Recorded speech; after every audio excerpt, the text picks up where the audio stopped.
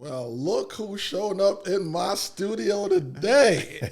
It's a very special day. Boy, I'm going to tell you, I have none other than the great Mr. Ramon Tookes, Mr. Flipology himself. Oh, man, let me tell you all about this guy. 25 plus years of real estate experience, okay? This man is a real estate investor, a coach, wealth builder, public speaker, developer. What hasn't this man done? Founder of Flipology, the CEO of the Tookes Group. He's an outstanding father, a community activist. What else can I say about this man? My brother, he's a parent of a Howard graduate. You know, that one is special. If you could, you know, I think he has other children at HBCUs, yes, but the only one we talk about on this podcast. No, I can't do it like that. He has a FAMU Rattler in house as well. All right, so I'm going to acknowledge the HBCU family. But Ramon Tookes, man, thanks for joining me today. Thank you for having me on the Rogue Asset Podcast.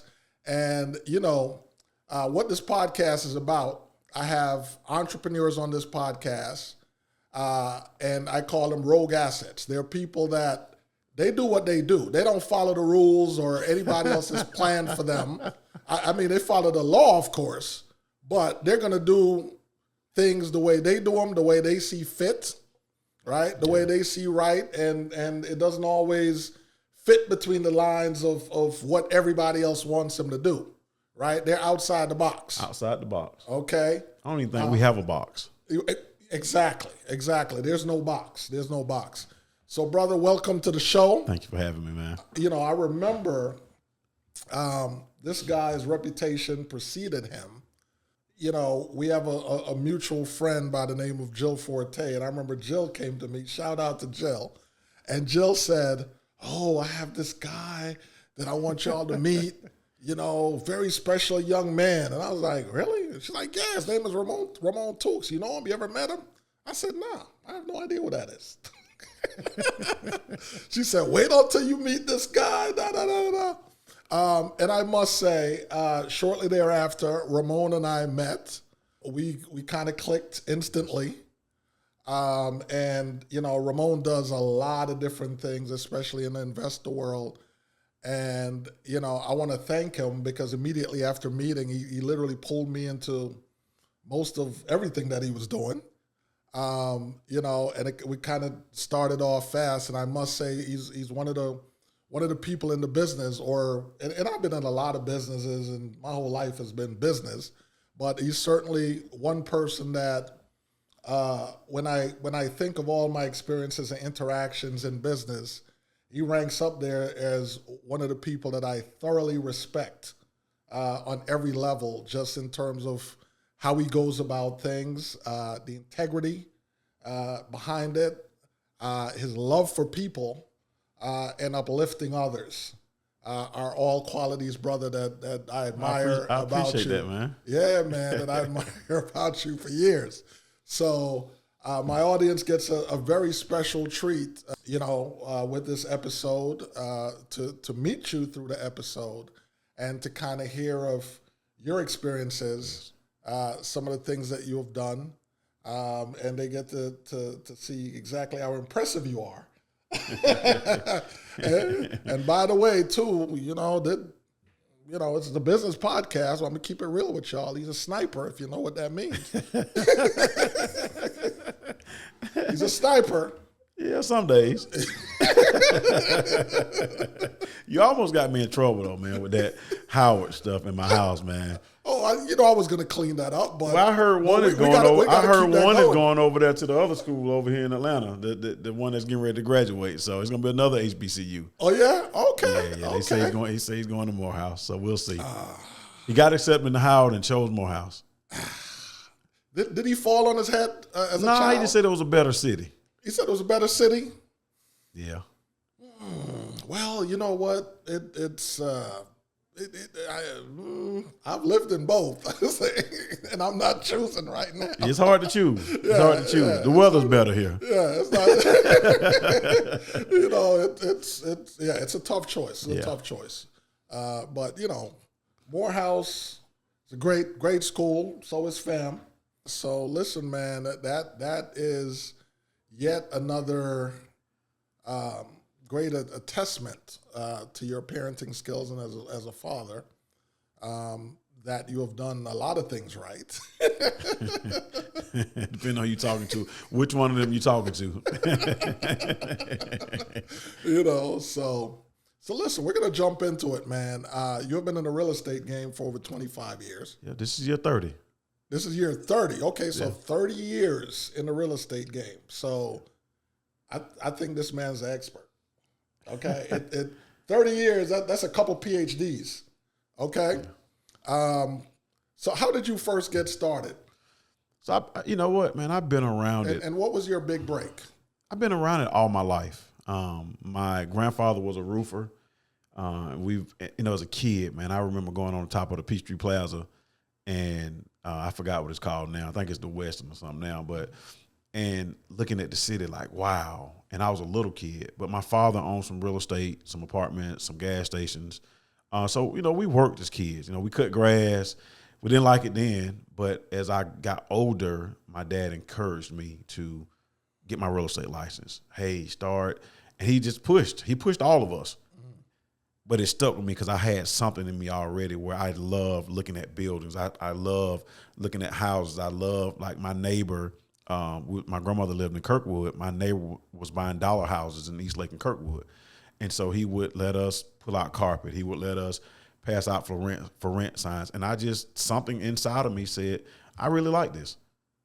So early on, I liked it, but then my dad pushed me a little bit. He pushed me, and it was my first year at Georgia State, and he was pushing. Just go.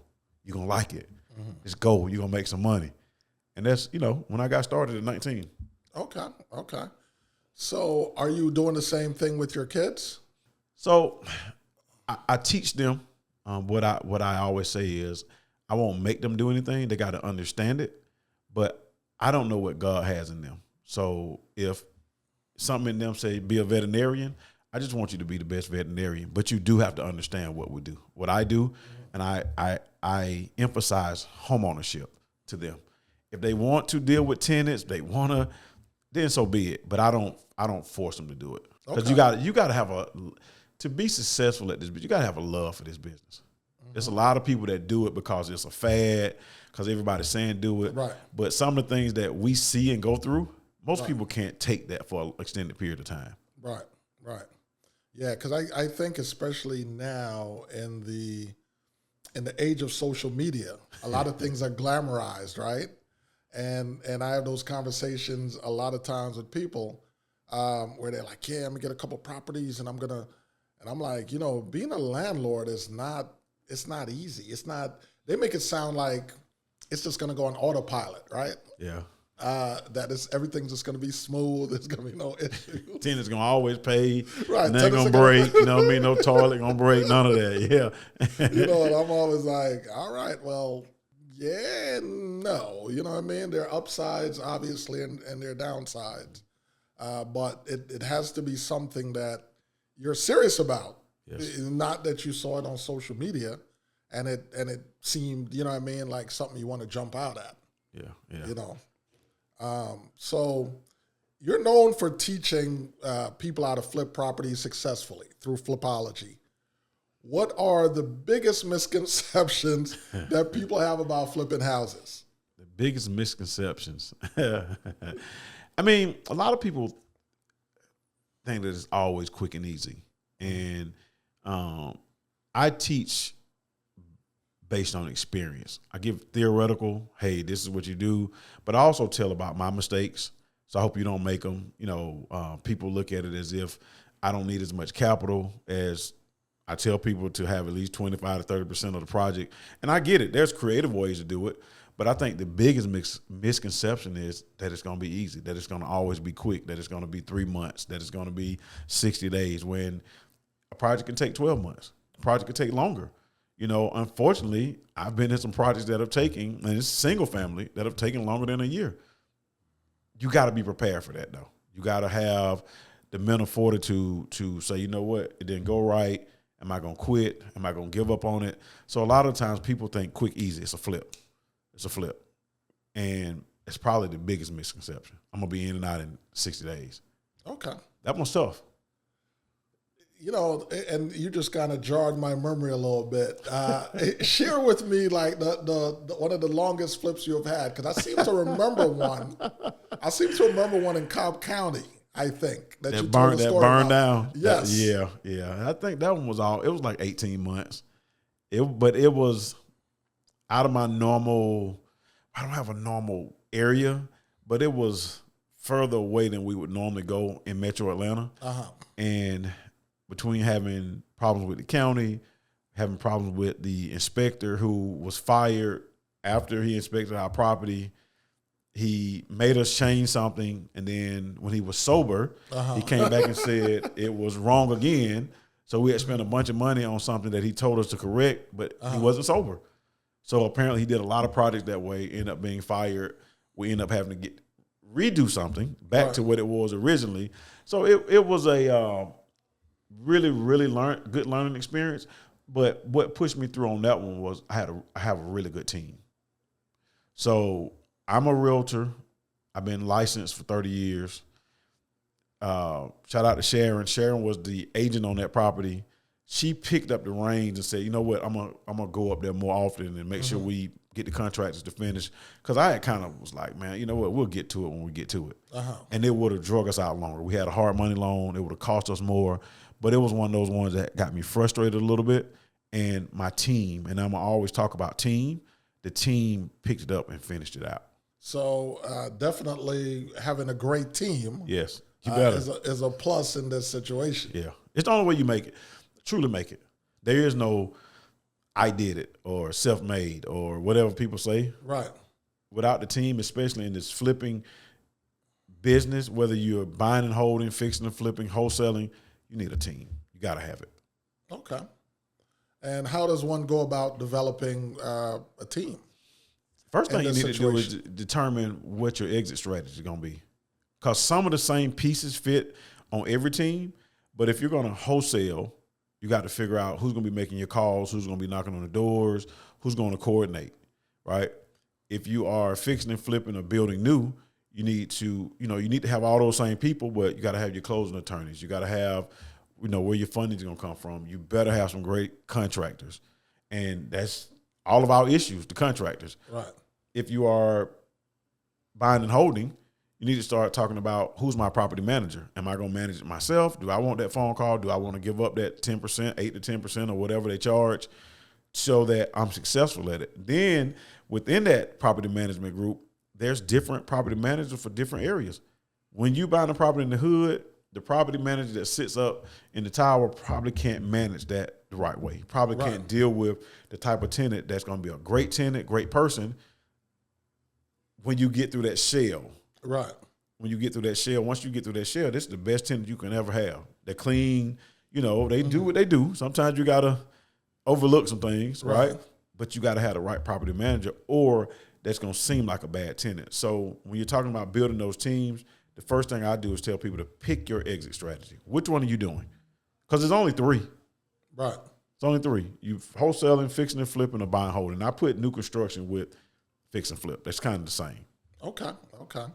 So I know wholesale is almost a little bit of a buzzword. Can you explain to people that may be watching exactly what that is? Because I've gotten so many calls over the years. People like, oh, well, I'm a wholesaler. Do you work with investors? And I'm like, okay, so how long have you been wholesaling? Oh, I went to a class last weekend. So, when you think about wholesaling, you are the middleman or middlewoman. It's 2 ways. You can, what we call wholesaling is you go out and find the property and you can put it under contract and then you go find the buyer. You make your fee for finding that deal, right?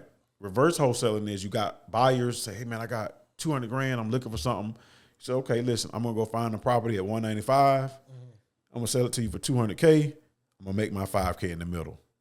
That's it. It's the most simple concept. I just had this conversation. The concept of wholesaling is the easy, because people are gonna say it's the easiest way to get started in real estate investing. And we argue about it. The concept of wholesaling is the easiest, but the actual running a wholesale business is tougher than the other two. It's tougher than buying holding, because buying holding, you expect I'm gonna have some vacancies one day. Right. I'm gonna have a tenant that doesn't pay one day, but I'm holding this thing for 10 years or 20 years or 30 years. So it's gonna go up and down. But Right. at the end of the day, I'm gonna make a little rent money and my equity is gonna go through the roof in 30 years. Right. With fixing and flipping, 6 months or so on an easy flip, 12 months on a hard flip. I'm going to get in and out of this thing unless something happens with the market. If the market crashes, then I'm probably need to hold it as a rental. Right. But the wholesale business can be tough because you're competing with everybody. You got to find that deal for that particular buyer, and you got to know how to structure and keep the buyer and the seller away from each other. You got to know which attorney to use, because you're not wholesaling a property, you're flipping paper. Right. And that's where a lot of people go wrong. Unless you're actually buying that property, you are making the money for that contract that's in your hand. You're signing your contract, you're selling your piece of paper, you're controlling interest in the property that you have on the contract. Interestingly enough, when I got into real estate and I got licensed, I signed up with a brokerage that was actually the specialty at the brokerage. Okay. It wasn't called wholesaling back then. That's not how it was taught to me.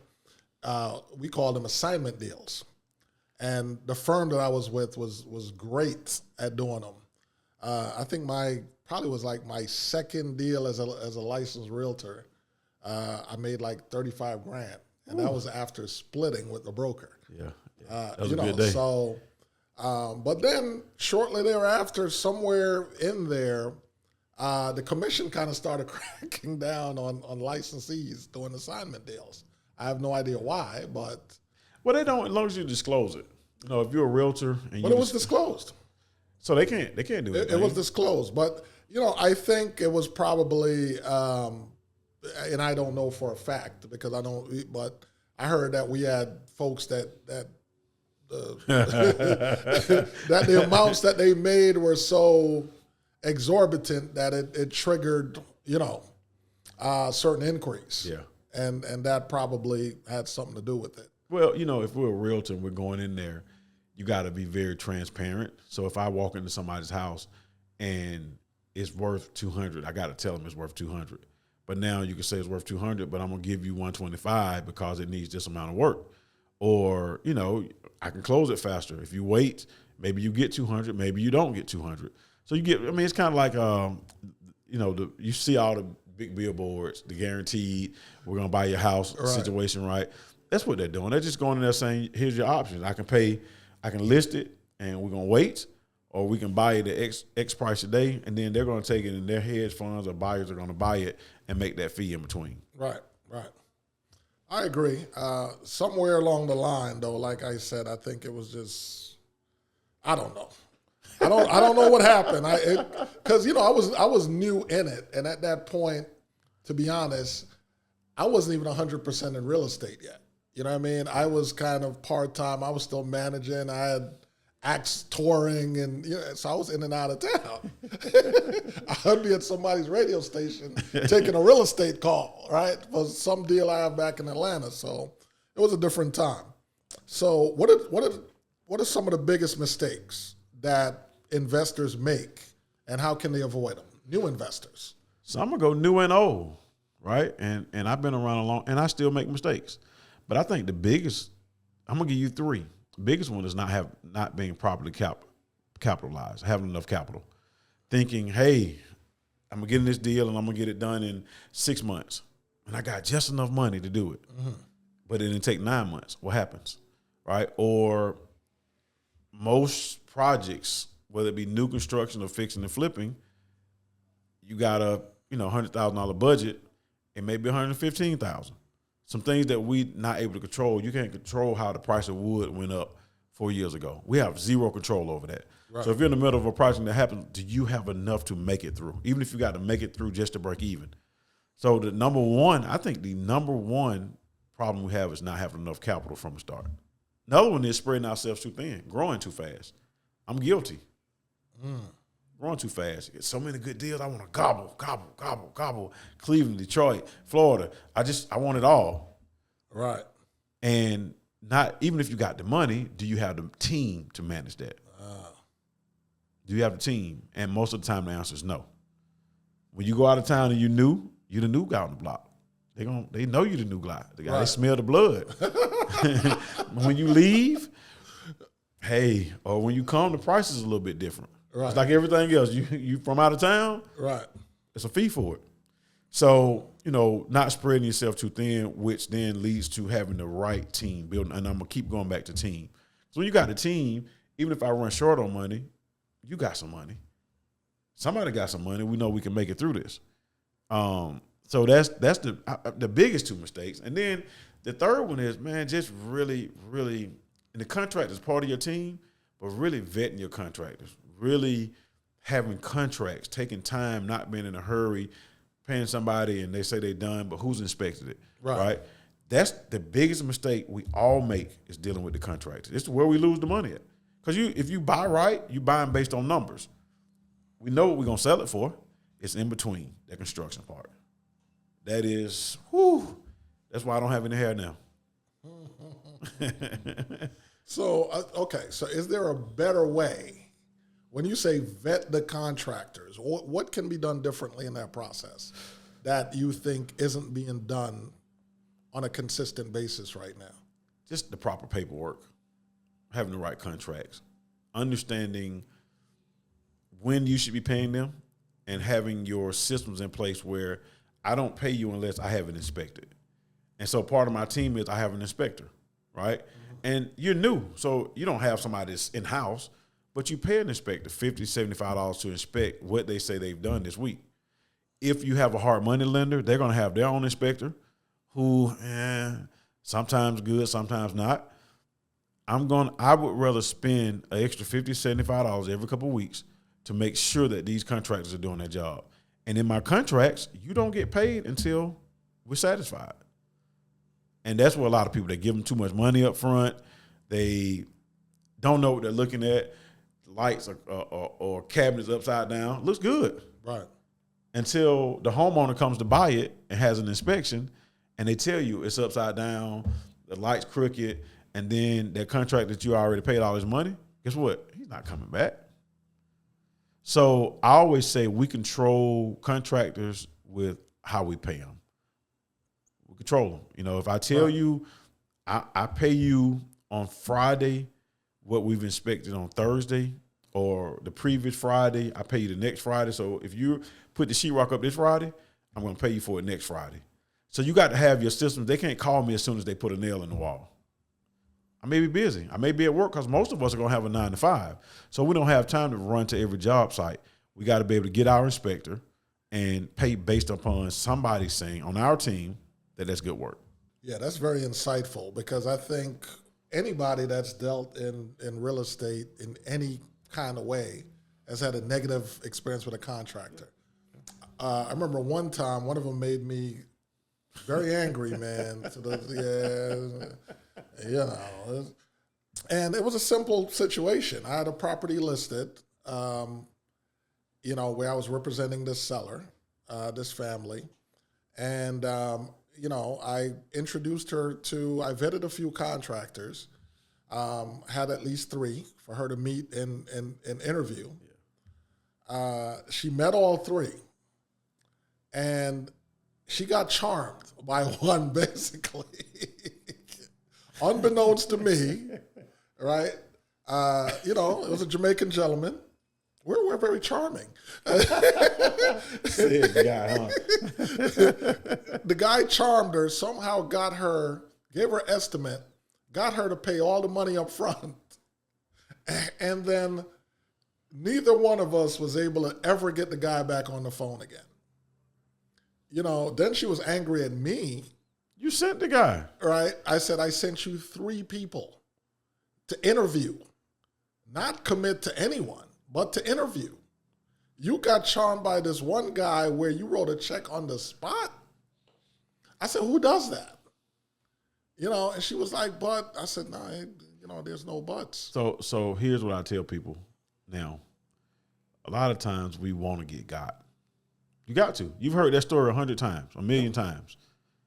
You've heard it. Like, it's why do you give somebody all the money up front? So here's what I've been doing. I don't refer anybody. I'll tell you how to go and interview your contractors. So if you're in any programs, we do any kind of, anywhere I meet you. Now, if you ask me for somebody, if I do it, I get a 10% fee off of it. I'm a project manager or GC fee off of it, because if I'm going to be blamed for it, I got to make some money off of it. Makes sense. Because if I send somebody to you and they do a bad job, you're going to call me. So I may as well, if you need your wall painted, well, I'll have the wall painted. If it's $400, somebody giving me $40, 10%. Right. I'm okay with that, because then when there's a problem, I can pick the phone up and have somebody fix it. It's worth the headache. Right. But if not, it's not going to happen. Yeah. I mean, simply if you're just consulting, then no. Yeah. You know, so that was a lesson I obviously learned from that as well. But he said something, I kind of wanted to backtrack a little bit about going into these different cities, because one of the things that I've seen this man do, tell us about the tour, Ramon, that you organized that went across the United States of America. You know what? We had a really, really good time. But I think I'm still tired. But we did 27 cities in 24 weeks. And I ended up, was going to do a date in Miami, but I got a call from Shanghai, China, saying they wanted me to speak in China. So I ended up going, I spent 2 days in the air and 2 days on the ground in China. And we ended up, and it was one of the best things I've ever done. And it took a lot. But the feeling I got to see so many people having an interest in investing in real estate, buying a home, because I'm telling you, I'm going to talk about home ownership as an investment. A lot of people try to separate them, but one of your biggest investments is going to be that home. Absolutely. And it's probably the easiest investment to get. Like, truly, it's so many programs, it's so many people. You just got to be prepared. They got to listen. Like, I get it. I can get you in this house with $1,000 out of your pocket. But what happens if you lose your job? I want you to have some savings. Right? If I get you a $10,000 grant, I want you to have $10,000 that I just saved you. Put it in a bank account. Right. Because now, the stronger you get, now I got this home, it's growing in equity.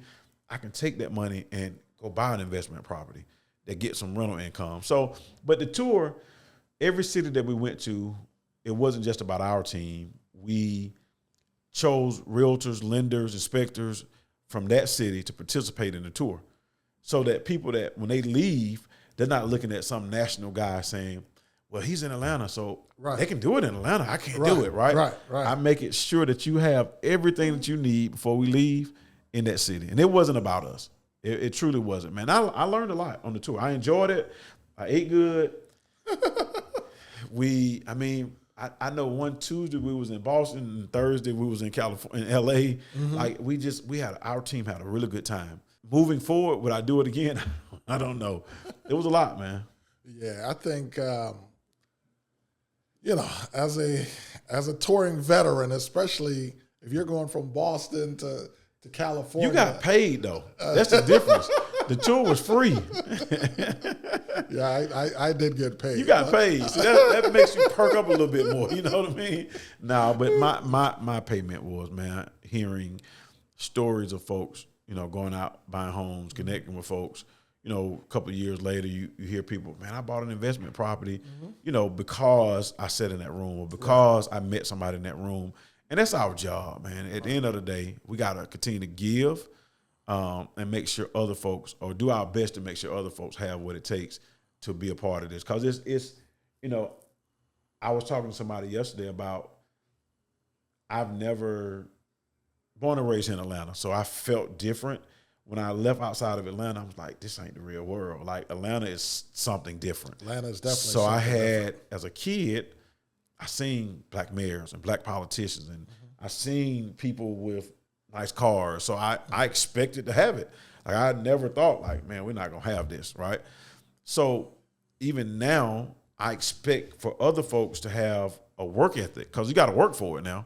You and I got to get up every day and go to work. Absolutely. Well, you might. I mean, you kind of will, but he's playing. But what I get out of this is, man, when I see somebody and I walked in Chase and the security guard walked up to me and said, man, I watch you on social media, man. And he just went into it. And I'm like, bro, just call me. I gave him my cell phone number. Text me. If I can help you. He texted the next day, I want to be a realtor. I said, well, take this real estate course. You can come talk to us when you finish the class. I got training programs. And he was like, I'm going to do that. And just to see that somebody's getting something out of it. Right. That's my reward. Yeah, absolutely. Absolutely.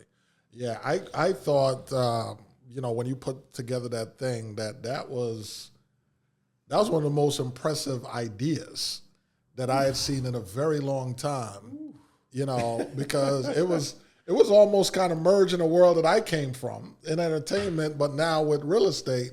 And I thought, like, wow, it was, just the ability to kind of go into those cities, learn about those cities, yes. but connect with people on the ground. Yeah. Just the network that enables you, I thought was tremendous. I had some superpowers, super team members. We've been connected around the country, me personally, for a long time, but people like Jill. Yeah. People like Sharon, people like yourself. When we're going somewhere, people are calling ahead saying, hey, right. They're going to be in, man, we were in, I guess I'm going to call it Cleveland. My guys in Cleveland called other people that were in Cleveland and said, hey, listen, my buddy's coming to town. This is what we have. So when you get there, you got members of this organization, members of right. this organization. Hey, my friend said, let me come over here. And it just made it so much better. So the superpower was people with great relationships, us having great relationships, people like Jill, who was in the front, because when I get frustrated or hungry, I'm hangry, they're like, no, don't let him talk. Like, right? But she's always, she has a special, I don't know what you call it, man. Something that's. Yeah, Jill is very special. Yeah. Jill is very special. Without her, we would have been 7 cities in and it's over. Right. So, yeah, but yeah, that tour, it's a memory. It's a good memory. Yeah. Good. Okay, so that kind of brings us to where we are in the current market right now. With the current market shifts, what strategies should investors focus on in 2025 to build long-term wealth? It's the same strategies, but I'm going to say it depends. And this is what I always ask people. You got to see where you are, because there's no cookie cutter answer. There's no cookie cutter pathway. Where I am today, somebody just starting may not want to go the same path, right? If, let's say you're starting, you got a job, you work 9 to 5, you don't have a lot of money. Maybe you look at partnering with somebody to do something, or look at a buy and hold. Look at wholesaling. Wholesaling is tough. Y'all listen to me. I get it. I see what everybody say, but the concept is so easy. But the business itself, you're competing with a whole bunch of people to get that one deal. You're competing with people at the courthouse steps. So my answer to that is, you got to sit down with somebody, tell them the truth about where you are, what you're looking to do. Somebody may be saying, my kids are graduating from high school, everybody's out the house, I got a job, but I want to supplement my retirement, right? Mm-hmm. They may be buying whole. See, I'm 50 years old, 52, 54. See, in 10 years, if I got 10 doors that are netting me $200 a month after I pay the mortgages, taxes, reserves, that's $2,000 a month, plus my retirement. $2,000 a month, $24,000 a year is a lot of money. I know it doesn't sound like a lot because social media says you got to be making $250,000 a month, right? But I'm talking about real life stuff. Right. $2,000 a month, and I'm 70 years old. My house should be paid for, or close. I'm not supposed to have a big old car note. My insurances are cheaper. I ain't eating a lot. Right. I already got retirement. So that $2,000, $24,000 a year, guess what I can do with $24,000 extra a year? I can take a couple trips. I can get me some massages. I can buy my special shoes so I can walk so my knees don't hurt. Right. I can take my grandkids out. So that person is different than the person that's saying, man, I need $100,000 a year. We got to put in some work. But I need $100,000 a year, but I got $100,000 that I can put down and do a deal. Maybe we do 2 deals and you make $50,000 a piece on the 2 deals, right? Or maybe you take $100,000 and make it $140,000 by the end of the year, which is a 40% return, which is a hell of a return. Heck of a return. It's a hell of a return. Yeah. Some people want to say, I got $100,000, I want to make $1 million by the end of the year. Are you willing to do what it takes to get that to increase to that number? Right. So my answer is always going to be, it depends. And then I'm going to tell you to sit down with somebody, get with you in as a realtor and say, listen, man, this is my goal. I'm going to block everything out that I see on social media and YouTube about, and I'm going to let you help me get to my goal. But I got to know what your goal is, not your why, because I need to know how much money you want to make by the end of the year. So I know I'm probably going to get some queries on this. So you can take $100,000 and take somebody to $1 million at the end of the year. I mean, you can. I mean. So let me say this: I don't ever tell people what they can't do. Right? I'm going to tell you what's realistic, what's usually the case. Because somebody might have $100,000 and go put that down on a deposit on a set of apartments and wholesale the apartments or bring in the right partner and make $1 million. So again, with the right concept and the right risk, yes, you can. You guys heard it here on the Rogue Asset Podcast. You want to take $100,000, make $1 million? Reach out to us, man. So you starting something now, huh? Somebody gonna see me in Kroger like, what's up, buddy?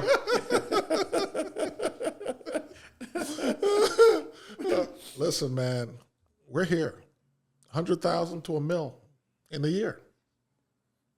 I like that. And you're gonna make us go do something today, huh? Hey, man, it's all about making some things happen. All right? All right, so that takes us into, so how do you know how do you assess a good real estate deal that is worth pursuing or walking away from? Whether a deal is worth pursuing or walking away from. It's going to go back to that same answer I just gave you. Depends on what your strategy is and what you're trying to make. I'm going to tell you what I just, again, showed somebody. We're competing with, we want to make $50,000 a deal, right? You got a guy that has $10 million in his account that's okay with making 10% a year. So on his deals, if he take that $10 million and make $1 million this year, he can take less. So now you got to really figure out, what is it that you're looking to do? How big of a risk do you want to take? What's a good deal to me? Maybe a horrible deal to you. I hear people all the time, and you'll see me post, the average net income of income-producing properties per door is about $200. It's about what you're going to make. You're going to bring home about $200 per door, right, on your rental properties. Mm-hmm. Oh, no, you get it. Airbnb does this. And I said, average net income per door, if you go by 100 units or 4 units. If you're in New York or California, you might make a little bit more per door, but look at what you're paying. And I'm just saying on average. Are you okay with that? If you're not okay with that $200 per door, you might not want to get into the rental income business. Some months you don't make anything. I got properties that you don't make anything. But here's what should be happening. While you're not making anything, the equity's going up. Right. And I'm okay with that. Right. Imagine buying a property in Atlanta 7 years ago. The values went up 40%. Yeah. If I didn't make any money on a $400,000 deal for 10 years and the value went up 40%, when I sold it, I made $160,000 extra. That ain't bad. Not at all. Imagine having 10 of those.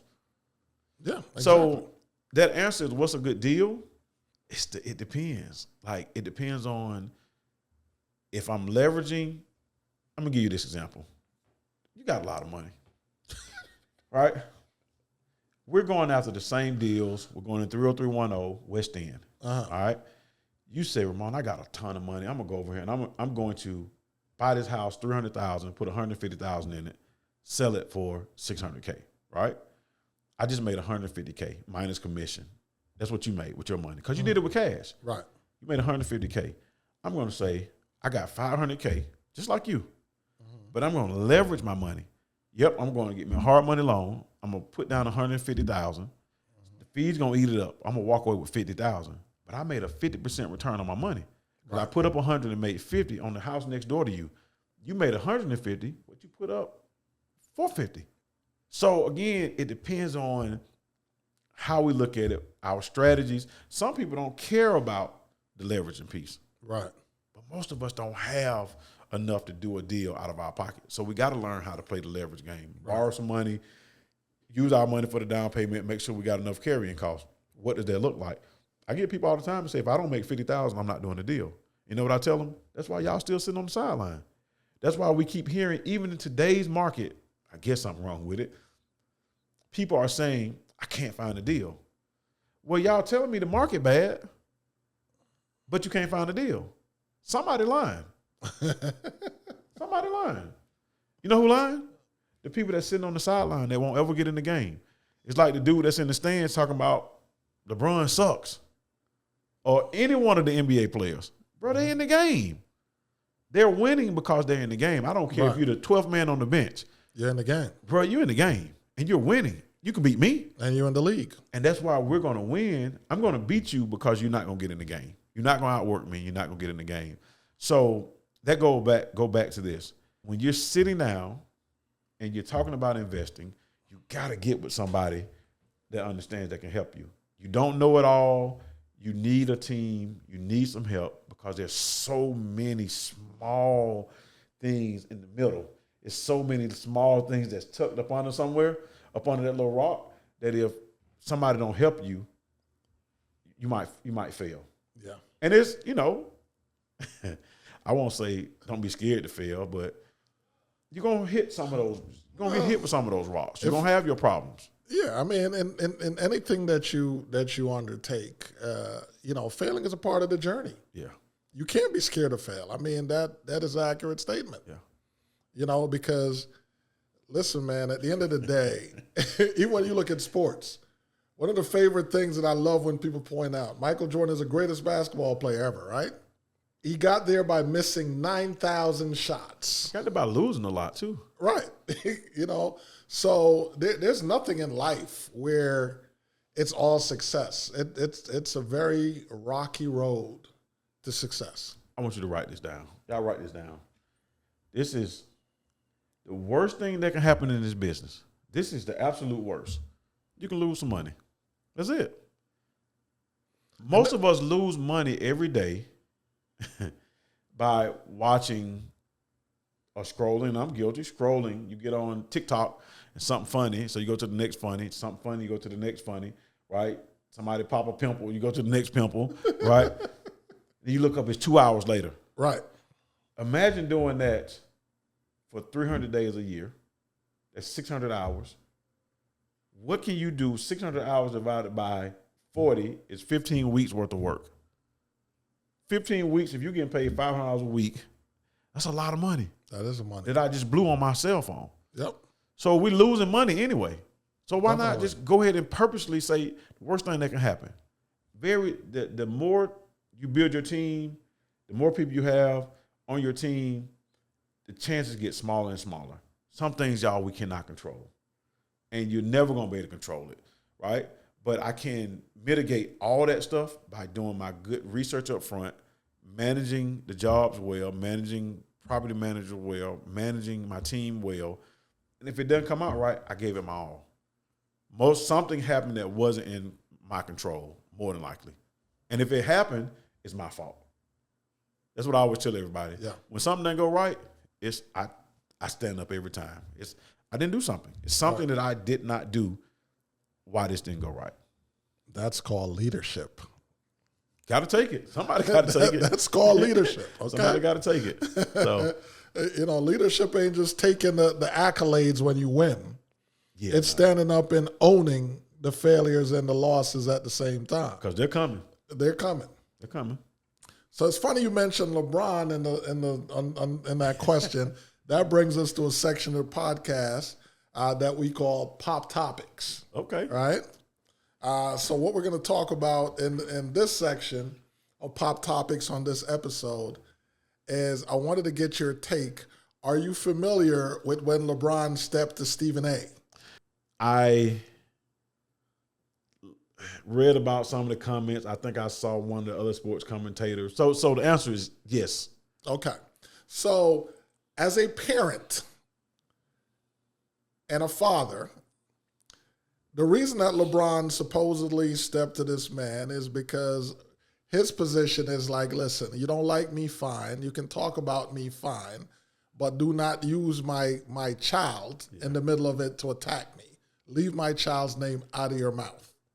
And don't criticize me as a father.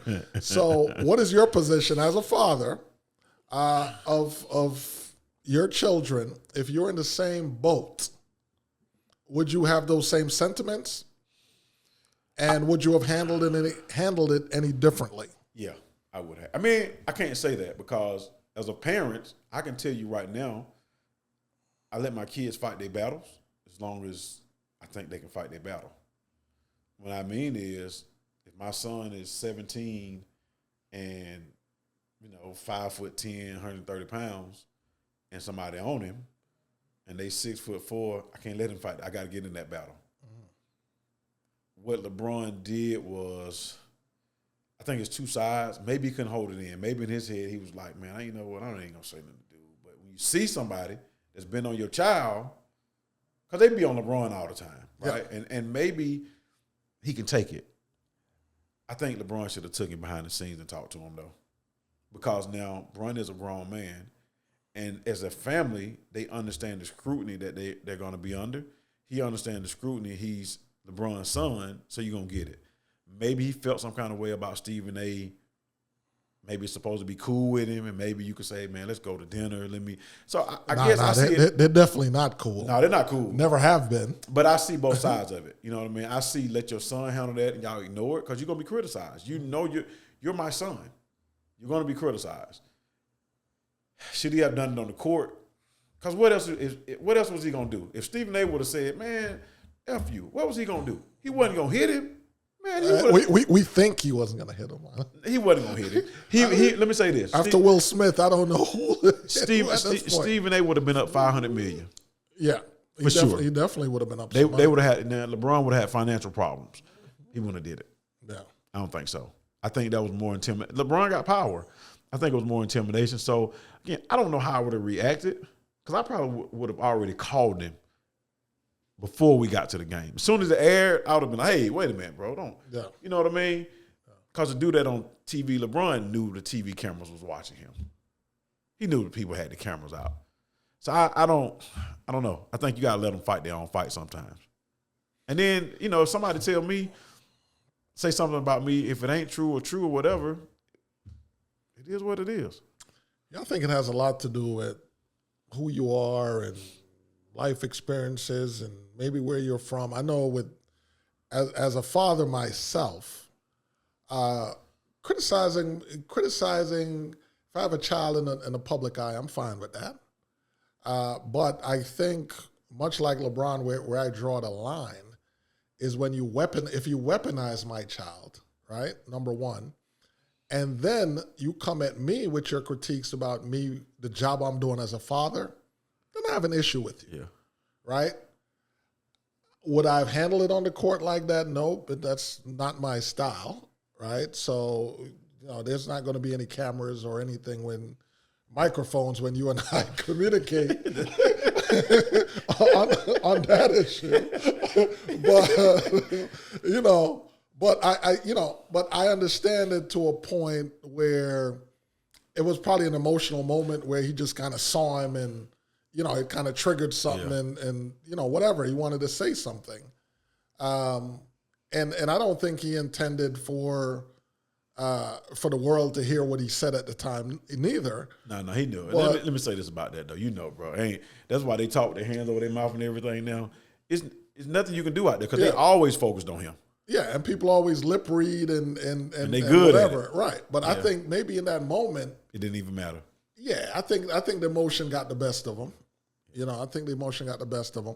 And you know, Stephen A. Smith could be, dude is a handful because to a certain extent, I mean, you know, I have an issue. Like, you're criticizing a guy that has made an NBA team, right? That is putting up numbers in the G League. You're a guy that played at, like, I think Winston-Salem State, averaged like 1.8 points a game. So you're a sports commentator. I don't think you should really be criticizing to that degree someone else's game. Well, you know, so I said that early on because, like, you've heard people say nobody's criticized the first pick that's on the Hawks or the second pick that the Hawks could have got. Right. Nobody's criticized pick number 54, 53, 56, 57. Right. Here's the problem. LeBron said, my son is better than most, whatever he said, right? So you put a bullseye on him. I think if you'd have just let him play, let him play out, he's going to get some criticism. But when you start saying he's better than somebody else, what was it? He's better than some of the bench players. It was something. Yeah, it was something, yeah. So you put that thing on his back. When you put that thing on his back, you know it's going to get hit sometimes. And that's what happened. Stephen A. hitting it, right? And the boy, I hope he is great. He's not going to be his daddy. No. He don't have it. No. I hope he gets to play with his daddy and his brother. Like, I just like the storyline of it, right? They seem like a great family. But you know when you put the bullseye on his back, bro, you know what it was. Because they're not talking about anybody else. No other rookies. No. I mean, it's one or two of the boys that's like Rookie of the Year.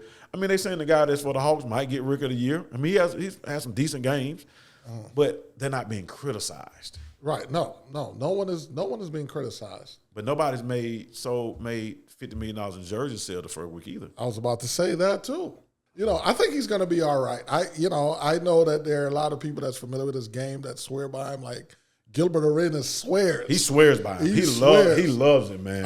Draymond swears by him. Draymond is like, listen, I just need this kid to play basketball like I know he can play basketball. And he'd be all right. He's not doing that right now. He's not going to get a chance on the Lakers, though, bro. See, the problem is Austin Reeves, all them boys are good. They're good. And they big. And they're getting better.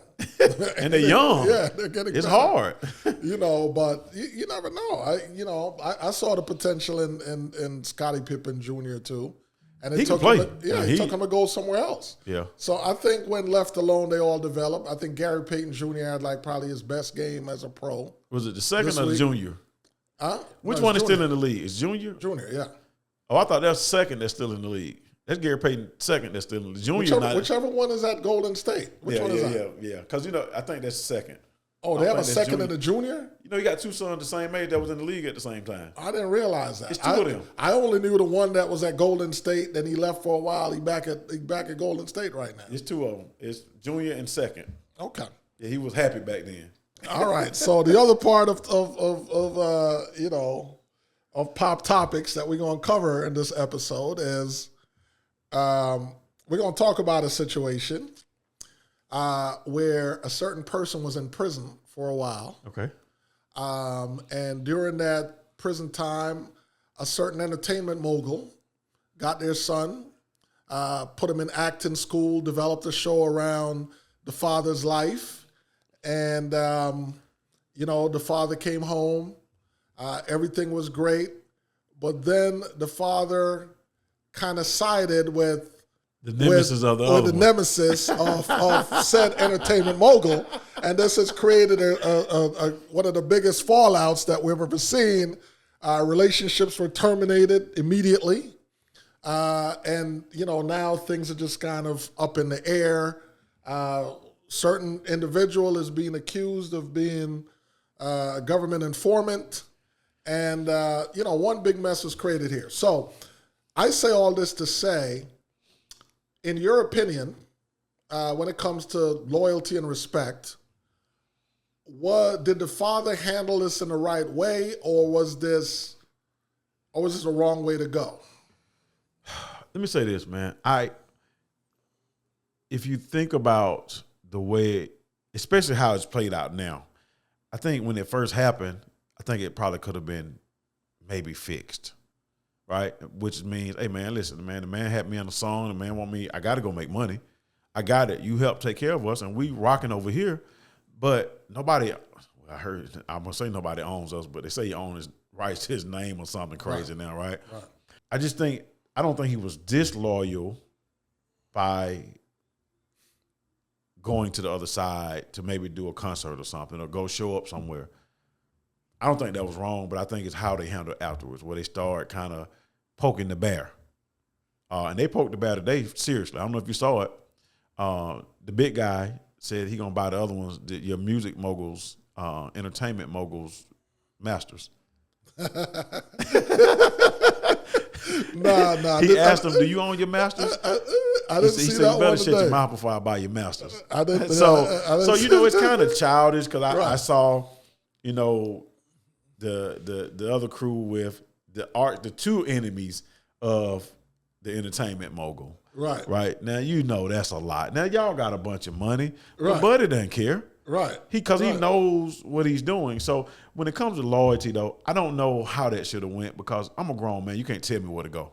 So that's my only problem. You can't, it's like you ever, in your family, you got two cousins or an aunt that don't like an aunt. And so if you go over to the other aunt's house, the other aunt mad at you. That's what that's like to me. Yeah. Yeah.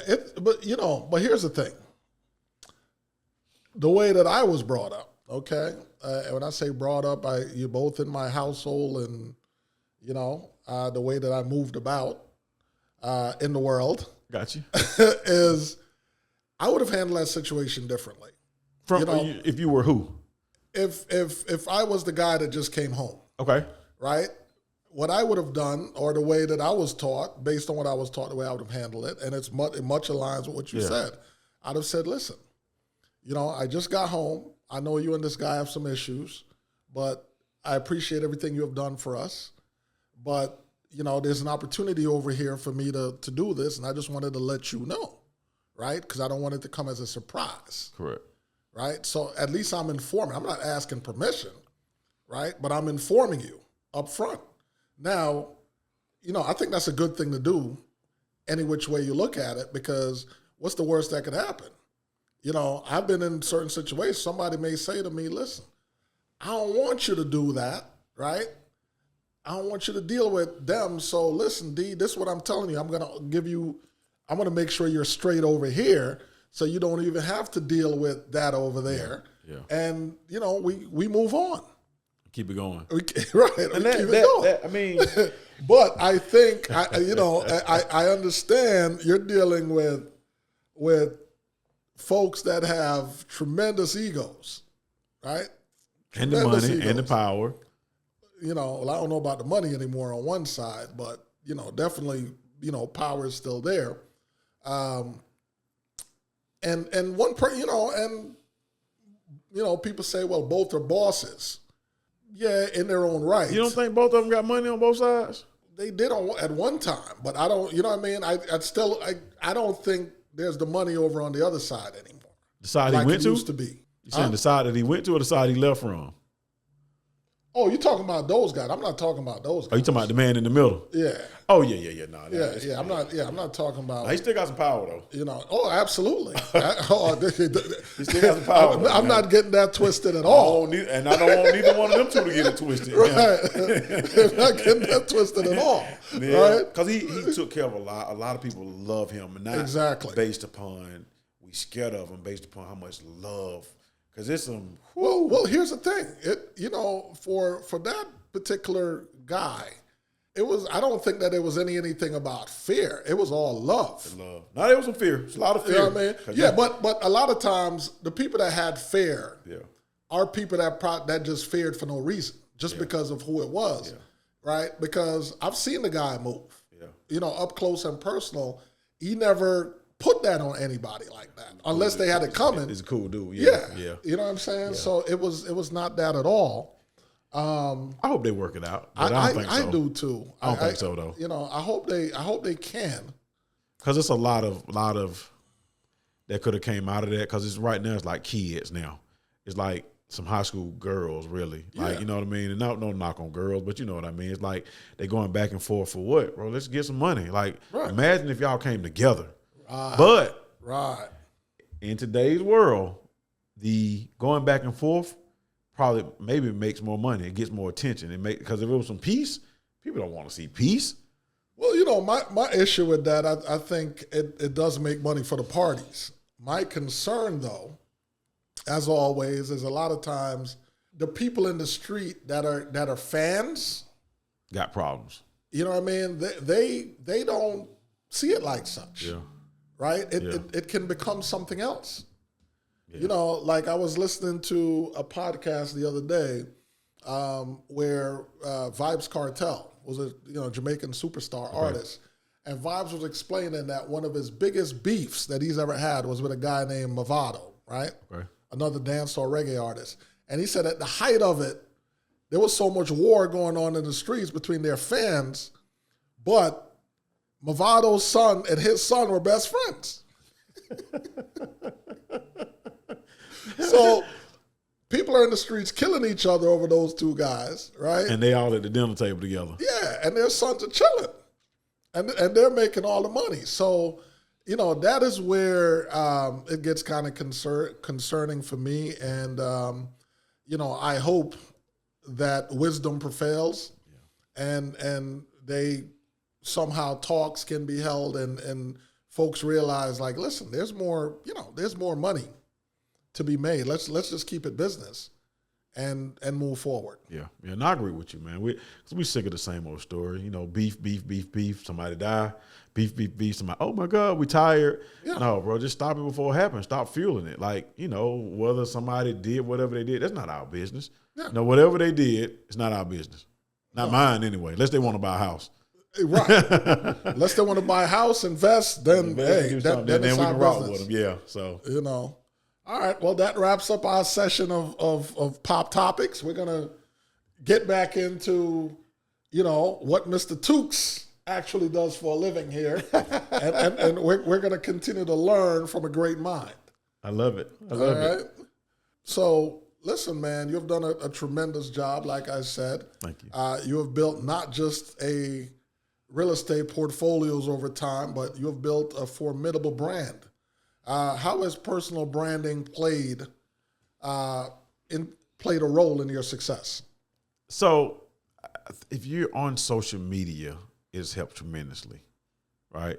I remember this is the 10th anniversary for Flipology, and I remember when they came to me, they said, "Man, we need," because we were just teaching, teaching the hotel room, teaching the restaurant. You come, let's go meet up at the office. So it wasn't organized.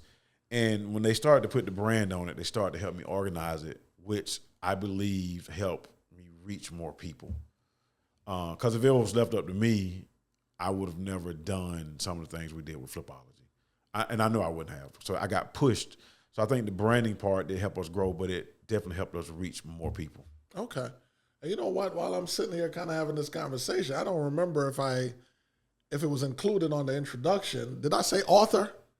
I don't know. I can't recall. In case I missed that, author. I own a couple of this man's books. So I just want to, the books are out there.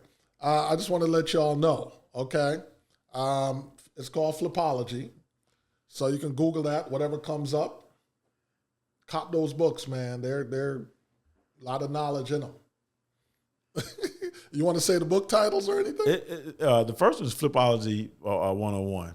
Okay. Book. Yeah. So we got some stuff coming, man. Like I said, this is the 10th year anniversary of Flipology.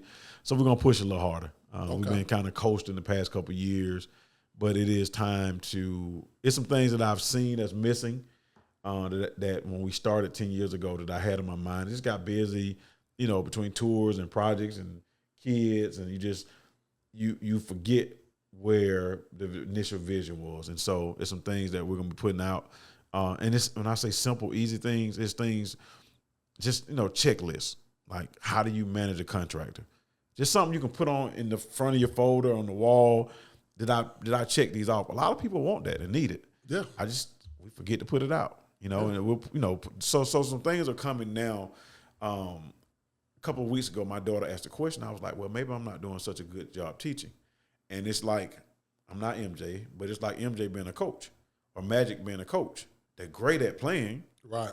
But coaching, they ain't great at. So you got to get a Phil Jackson on your team. And that's what I've been working on, to get my coaches in line. Got to make sure I'm coached, make sure I got the right mentors so that I'm putting out the right things. Because I want you to be able to go on my page and feel like you just went to YouTube or Google somewhere and say, you know what? Oh, my God, this is how you walk a property. And I'm showing you those things. I forget. When I'm out looking at a property, I just walk it real fast and forget. Right. When I can make it a teachable moment. Right. When I make a mistake, I forget. When I'm at a closing table, I forget. I've been doing it so long and I love it. It's a part of me. So it's almost like when you brush your teeth, you don't record somebody and tell them, brush your teeth, brush your tongue, brush your gums. Right.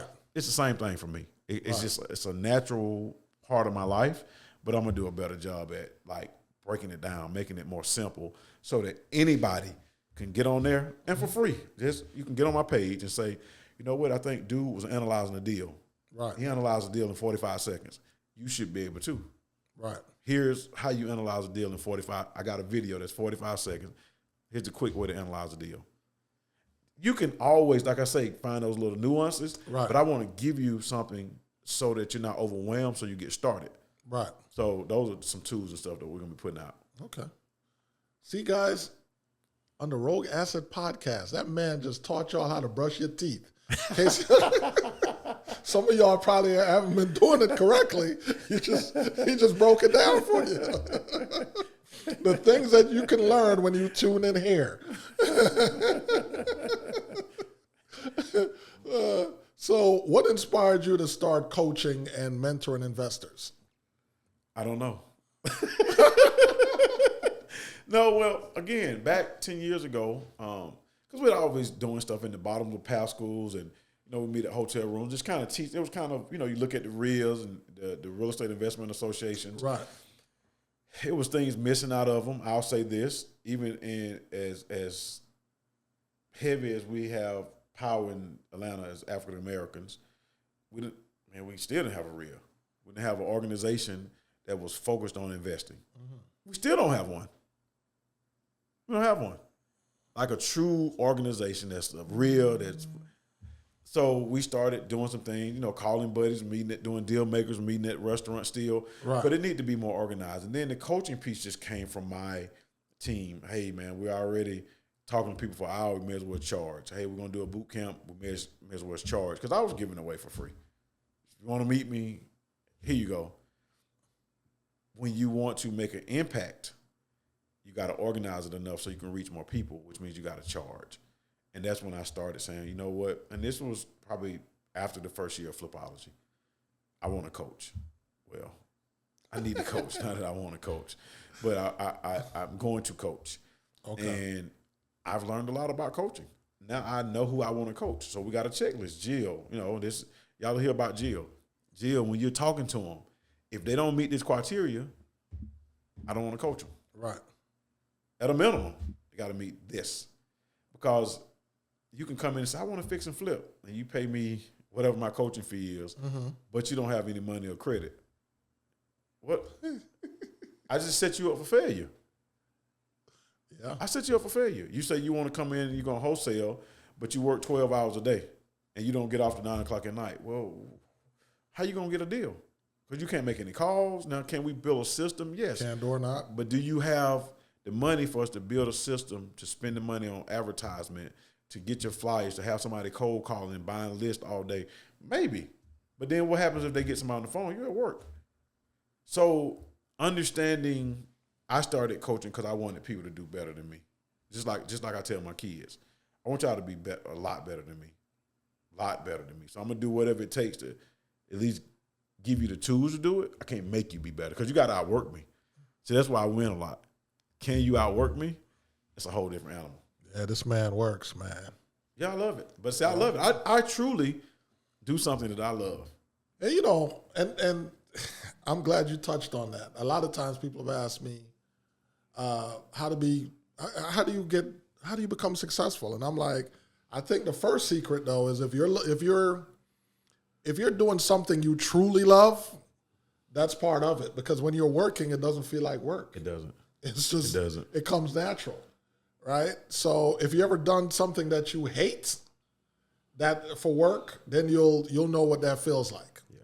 Yeah. But when you're doing things, and even as a practice, like when I became an adult, there's other opportunities and other things that people have tried to put me on to. But, as profitable as it could be, I just know it's not for me. Yeah. Because when I was 24 years old, I bought into a business that I absolutely hated. And there was a lot of money in there, but I didn't, man, I was miserable. Yeah. I was miserable. And that to me, it doesn't really matter how much money. If I hate it, it's hard. It's hard. Yeah.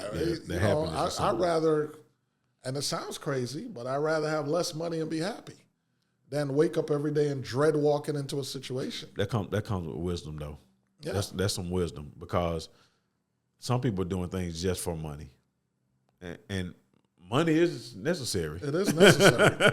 It's right up there with oxygen. But what you do with it and why you're getting it is what you have to kind of look at. You know what I mean? Like for me, providing for my family, being able to take some vacations, not having any debt, those are things that are my goals. So I need money to get there. Right. I don't get money to tell you I got money. Right. I don't care if you don't like my car. Or to show you. Right? If you don't like my car, either pick me up in the car that you like or go buy me one. And I'm okay with that. Right. I just told my daughter, because they both got Honda Accord. The girls got Honda Accords, right? And they're a little older. But here's what I told them. I said, you ride those until the wheels fall off. You ride them. The one that graduated from Howard, man, she listens. She listens. Saving, working hard, the whole nine. I mean, they both listen, but I'm saying she's now out of college. And to see that she's saving and working and, doing what she's supposed to do, I love it. But I told her, I walked outside, the car a little dusty, right? But it run. Got air, got heat, tires work. I checked the oil for them, once a week. I said, until you are really, really, really, really well off, if that's running, you drive that. Yep. If you need something to go somewhere, you can rent a car, you can tour a car, you can get dropped off by Airbnb. I'll drop you off. But to go and get $800-900 a month car note, then you're gonna have insurance. That's gonna be another $500-600. Yep. $1,500 times 12 is $18,000 a year times 5. Hey man, that's $90,000. You can just put in your account. Yep. Imagine being under 30 with great credit, with some assets, and $100K in a bank account. Yep. You're better than 98% of the people in this world financially. And those are the things that those are the things that we have to normalize in our community. Yes. Right? We have to kind of get control of that narrative and not let Instagram and TikTok dictate, because most of what you're seeing on Instagram and TikTok, people, it's not real. It's not real, right? I mean, listen. Me personally, I kind of feel bad because, I come from the entertainment industry, and we were doing that to y'all back in the day with MTV Cribs. When the cribs that you guys were looking at. That was somebody else's crib. Yeah, they were rented, leased. They didn't. I think one of the best cribs, and probably one of the ones that were actually real, was Redman's episode. Oh, when he was in that. Oh, I remember that episode. Right. Yeah. Which is funny because he probably had one of the realest episodes, and that was his real crib. And that people remember that to this day. Yeah, I remember that episode. Versus some people that, with the rented ones, people don't remember that. You open the door, it looked cold in there. Yeah. His cousin was on the ground. Yeah, I'm not going to live like that, man. I am what you see. Yeah, but that's very important. I remember, I always share this with people too. I think it was my very first finance class at Howard.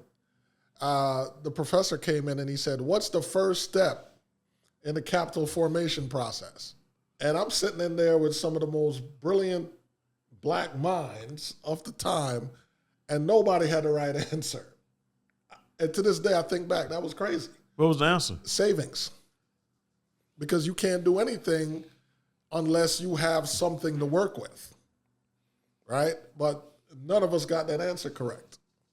Wow. So that always stuck with me, and it's because in so many situations, and we see it every day, even with people that make a lot of money, you'll be surprised of what the entire financial picture looks like. The income is great, but you'll be surprised what everything else looks like in terms of debt load, whether there's actually money being saved or whether they're busy presenting a image. Mm-hmm.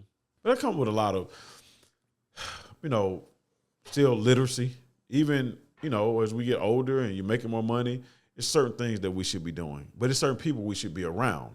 See, if we're truly friends and, we got a goal to have $10 million, right? If you're around me and you let me, every time we go out, we spend $3,000, we never get into the 10 million. So now instead of us going to pop bottles or do whatever we do to spend the money, we may say, hey, man, listen, meet me at, I don't know, JJ's Chicken. And we're going to get 10 pieces of chicken for $20. Right. Or somebody going to barbecue and then we're going to have food for the week.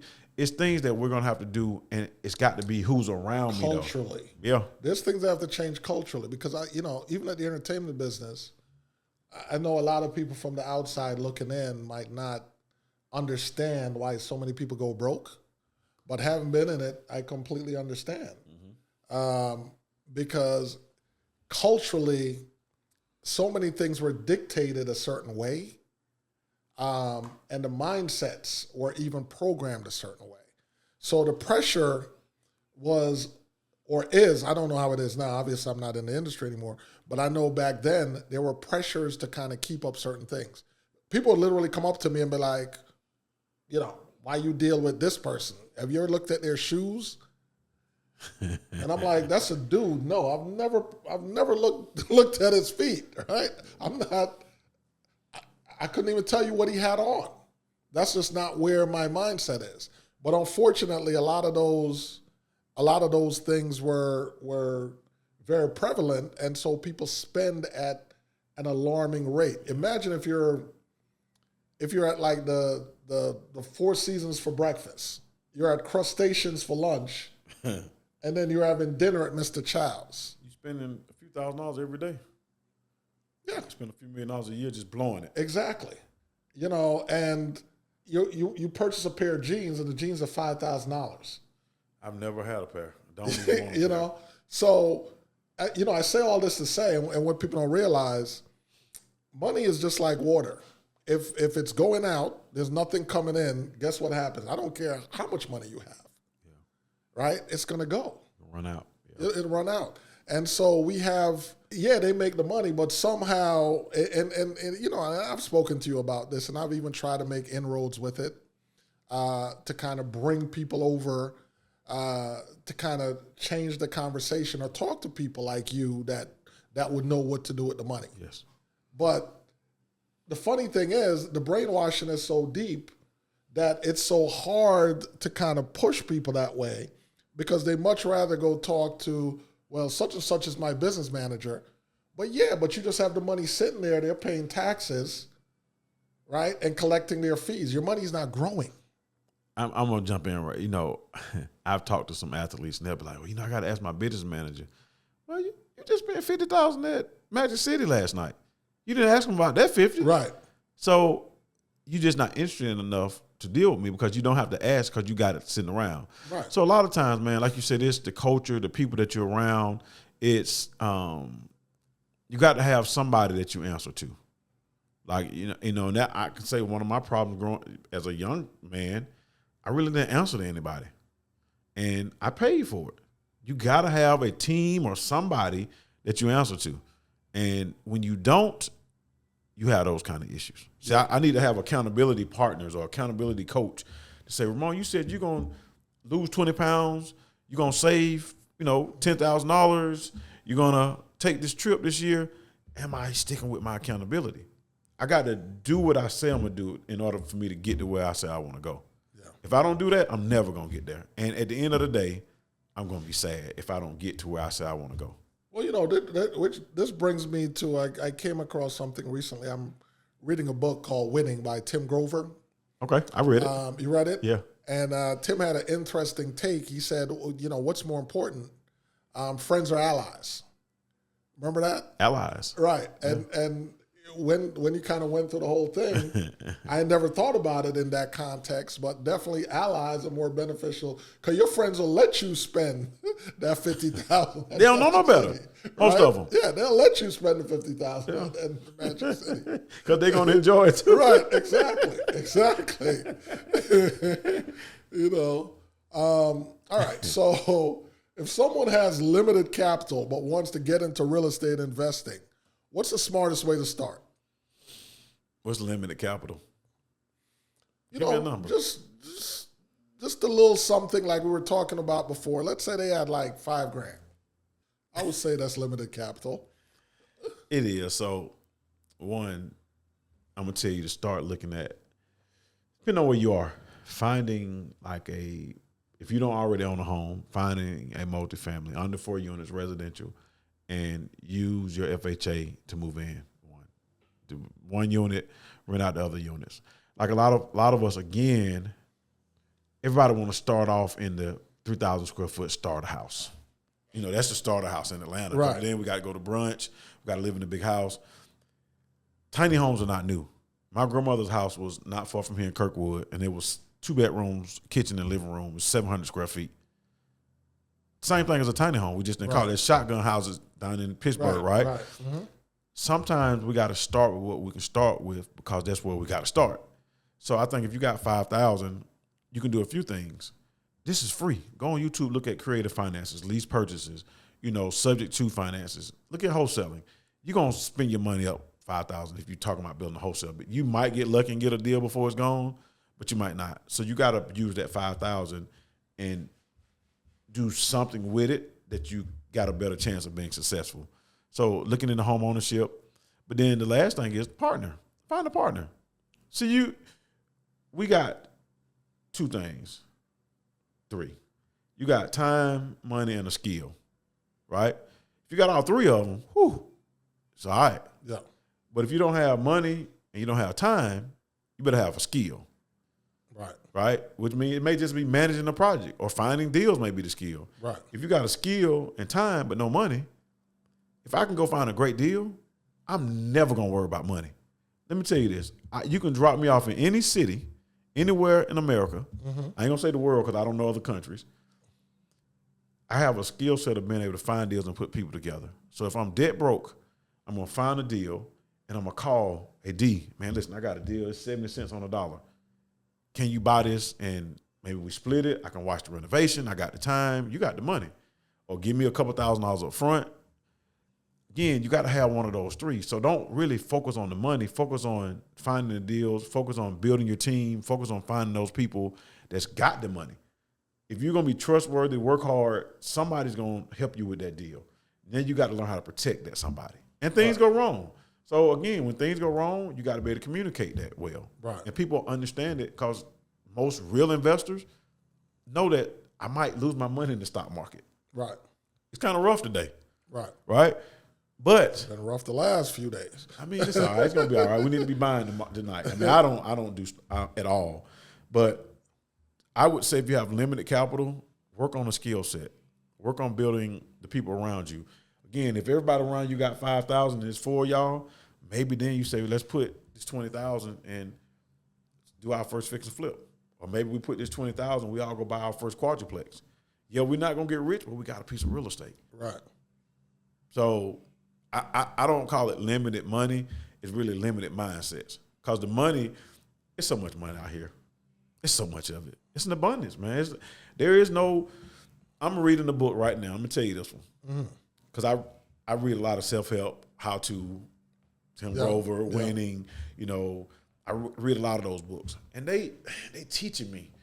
So every now and then I want to pick up a biography or autobiography or something about a person that can inspire me. Yeah, me too. I'm reading a book right now, and I'm going to tell y'all this. I hear all the rich dad, poor dad. I get it. I'm reading a book called Billionaires Row. Mm-hmm. I've been reading it a couple of weeks now, and I'm going to finish up maybe next week, right? Uh-huh. One of the most inspirational books that I've ever read. And I'm going to tell you why before you read it. I always tell people New York is my second favorite city in the world. I love tall buildings. I love thinking about, dang, they built a 40-story building in 1890. Like, they didn't have machines. Right. Billionaires rose about the super towers that came between 2008 and 2015, and how these guys were going out here talking to people about giving me 400 million, 100 million. People buying condos for 100 million, 70 million, 50 million. Like, it's so much money. Right. Why are we not building? Why don't we have a tower anywhere? It's because we scared to ask. We scared to go for it. I see these guys losing. If you look at the names in the book and you read about how it took 10 years to put together a project, those are things that inspire me. When I think about, because I visualize, man, imagine I bought a $70 million condo in New York and I hadn't even seen it. What kind of money is that? Where did they get the money from? Right? What are they doing? Somebody working. Somebody, right? yeah. Even the developers that went through things, and when you read about one dude almost lost it, and the night before somebody came in and gave him money but took his rights away from the deal and gave him a little piece of the pie. Yeah. Well, the positive part of it, he got his name on it. He got a little piece of the pie. He didn't lose no money. You're going to gain money over time. So, again, man, I say all that to say, you know, the money is out there. Stop looking at the dollar amount, because there's some people that's got so much money, man. I just read something today. They were talking about Warren Buffett, and they said Warren sold off a couple months ago and is basically sitting on almost $400 billion in cash. Cash. Right? Can you imagine what that look like, bro? Cash. Hold on. Let me say this one more. Did you see 2 weeks ago, Chase transferred, it's supposed to be $200 and some into somebody's account. I heard about that. And it was like 70 billion. Here's my question. No, it was trillion. 70 trillion. Okay, but here's my question. Whose account has 70 trillion in it? How much money did they have? Think about that. $70 trillion in somebody's account accidentally got traded to my account. Now, it didn't make it. An employee caught it before it went through. Okay, but it's sitting in somebody's account. Right, it's sitting in an account. Whose account was that? Who is that? They never said it. So I'm just saying that to say, man, we have to think about abundance. We have to think about and not be, not bottle ourselves up because I don't have something. Somebody has it, and I've been there. It's been some dark moments where I'll sit back and say, man, that didn't go right.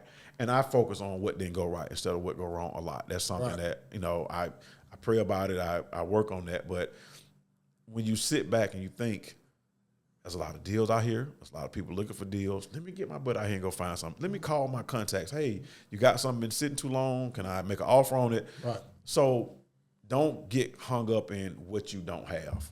Yep. Like, just don't do it. Yep. Think about what you have. Get really good at what you have. And the things that you don't have, partner with somebody. Go find a partner. So if you got limited capital, go find a partner with some capital. Yep, makes sense. And that's one of the things I've always been, like, you can't really tell me something is bad or not going right or the market is terrible. If I look up and I see other people doing it, then I'm like, well, they're closing. They're closing. So if they're closing, I should be closing too. I agree. Right? That means it's somebody making some money. Right. So I need to look and see what my systems, my processes, like what's lacking, right? What do I need to fix? Yeah. Because, people are closing. Yeah. Right? So, and that's always been my thing. Or if somebody say, well, you can't do this, which, this is an entrepreneurship podcast. I'm going to tell you, anything that you'll ever start, there's going to be a bunch of people that's going to tell you it ain't going to work. For sure. Right? No matter what. For sure. Right? So it doesn't matter what, you can even have the financing behind you. Right? There's a group of people, and some of them are in your circle. That's going to tell you, that's going to give you a million reasons why it's not going to work. Well, they look for a problem for every solution. Right. That's what they do. They look for a problem for every solution. But hey, man, if somebody else is doing it, it can be done. Yes. Okay? Now, beyond business, we talked about your father, and I have long since consider you a community activist. How do you balance? And of course, a businessman. How do you balance? No such thing. No such thing. No such thing. Nope. Let me tell you what happened. I'm going to give you this. Because I was stressed out. Went to my therapist, right? I have a therapist. I needed it. You need it too. And I talked about balance. Know what she said? What I just told you. No such thing as balance, about harmony. And I was like, what? She was like, you can't balance important things. You can't say, I'm going to give 2 hours to my son and 2 hours to my business. Mm-hmm. What if your son need 8 hours a day? Right. What if your business need 8 hours a day? And what if you need 4 hours a day? I mean, you just going to get you 4 hours of sleep. So it is for me, and I'm going to use the word balance and harmony interchangeably. Mm-hmm. But what I've learned over the past couple years is I'm going to get me some rest. I'm going to do my best to get me, my body won't do more than 6. Mm-hmm. I'm going to do my best to get me 6. I'm going to walk or exercise every single day. I don't care if I forget, my day been busy. Mm-hmm. When I pull into my driveway, I'm going to get out my car and walk up and down my driveway for 15 minutes. Walk up the street for 15 minutes. Stretch. 15 minutes is better than nothing. Right. I'm going to get that in. I work on eating, but I'm a foodie, bro. I'm going to just tell you. I'm working on it, y'all. Just bear with me. If you see me somewhere, do not slap my hand, but I'm going to order some biscuits. I haven't been drinking as much sweet tea. So I'm learning how to not stress on certain things and do certain things so that I balance life out. Right, right. And with the children, depends on the age. You got an older one, you know what I mean? Yep. They going to need things, and you got to learn each kid. Each kid different. I got 5 kids. What this one need at the same time, this one that needed, this one needed 2 years later, this one don't need it. And you got to deal with, well, you gave her this. Well, she needed it right now. Right. You don't need it, but then in 2 years, you're going to need it. Right. She can't say anything. So that's the balancing act is you just got to be very flexible, but you got to be very strict with yourself and taking care of your health and your mental and your peace, because none of it's any good if you're not mentally healthy. If you're not spiritually healthy, I think those are the things that's like non-negotiables for me. Working on my health, trying to eat right. I'm going to say trying to eat right, but getting my exercise because I love nature and reading. I love to read. Yeah. I'm telling you, man, as the more I'm here, I've come to realize true wealth is your health. Yes. Because I can assure you, if you don't have that, you don't have much else going on. Yeah. So everything that he is saying, and health does include that mental piece. That's number one. Because oftentimes, that's been overlooked, and it's costly. Okay, that can become the biggest expense of any expenses that you've ever had. So yeah, we definitely have to take care of ourselves and pay attention. But that's a great answer, because that's one of the things that Grover was talking about in Winning. He's like, anybody's telling you anything about balance, they're lying to you. There's no balance. Balance, man. You can't balance. It's not possible to balance. You can find other things in there that will satisfy certain things, which is a harmony that you're pointing out. But there's no balance.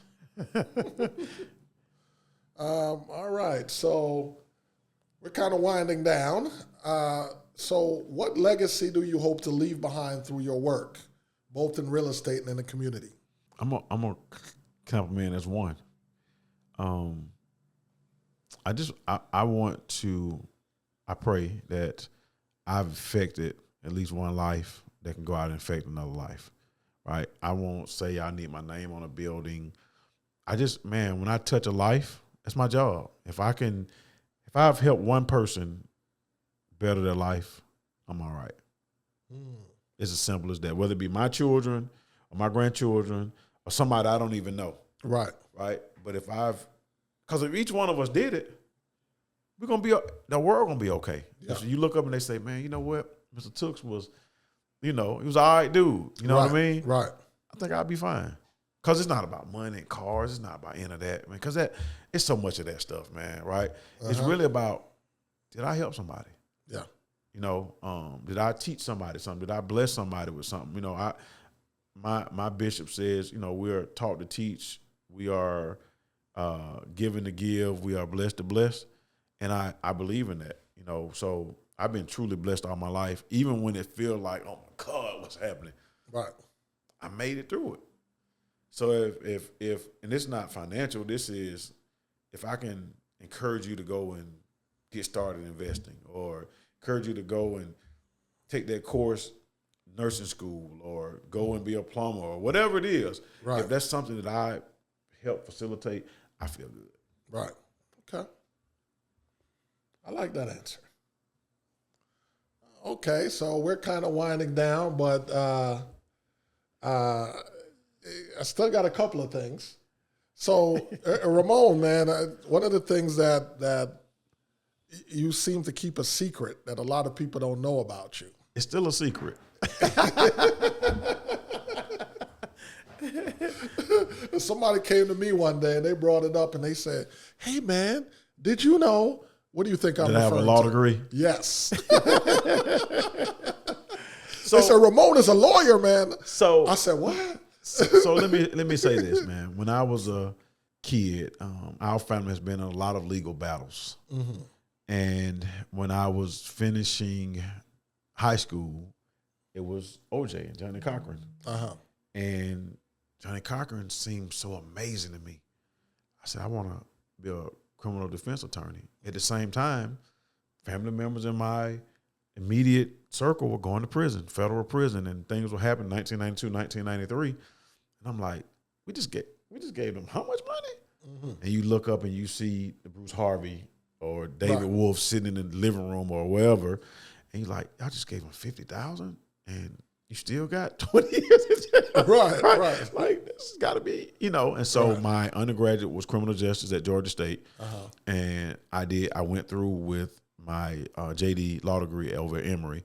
So, but by the time I finished, which was 2003, I had been in the real estate industry at that point 7 years. We were rolling, man. It was like, listen, bro, I can't stop and go sit in somebody's office. Right. This ain't gonna work for me. Now, 5 years later it crashed. I wish I would have been in somebody's office, but you live and learn. So I never practiced law, but my intentions, I had the best of both worlds. I could have been a lawyer, or what I truly, when I say love. Is this business, the real estate business. So whether it be realtor, the investor, developer, if you can see my journal, my notes, if you can see, like, sometimes I just, at night, I get in the car and go ride, and look at the buildings. I go walk because I love it. So I had to make a choice. Right. And I chose this route. You chose your love. I chose my love. Yeah. Man, that's a phenomenal story right there. That's one of the best. And you guys are hearing it, I'm hearing it for the first time. Right? This is my brother right here, but I never asked him about it. So you guys are hearing it as I'm hearing it. All right, so one last thing, man, based on stuff that we've been talking about that I have to ask. Love or respect? Which one do I want? Which one would you choose? Respect. Okay, why? Sometimes love hurt. And it can really hurt. When I say hurt, people that love you don't have, I think people that respect you give you more than people that love you. Man, that's deep. Because your mama can love you, but if she don't respect you, she love you. She put you out, though, if she don't respect you, if you ain't doing what you're supposed to do. Or, it's some things that I think respect got a little love in it. Love don't have a little respect in it. So but if I had to choose, I'm going to say respect, man. Okay. Because I think that's something that I have to earn. Sometimes I think we take love for granted, and people that give you love take what they give you. They act like you owe them something, but you earn respect, and I'm okay with earning whatever I get. So if you respect me, I think I've earned it, and if I've earned something, at the end of the day, I think you're going to love me for it. So give me the respect. All right, brother. Very, very well said. And, we're going to go out on that note. Thanks for you guys tuning in to the Rogue Asset Podcast, the one and only, the brilliant Ramon Tookes. Thank you for having me, man. We're out.